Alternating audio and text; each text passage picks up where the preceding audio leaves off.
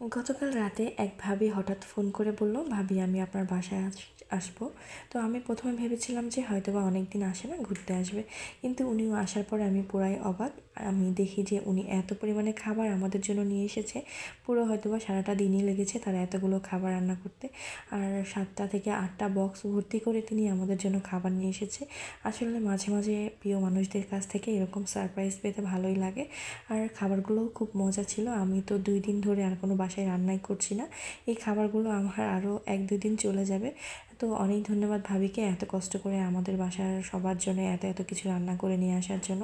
আসলে আমাদের কিছু কিছু সময় দেখা যায় যে আপন মানুষজনের থেকে পর মানুষগুলোই বেশি আপন হয়ে যায়, বেশি কাছের হয়ে যায়।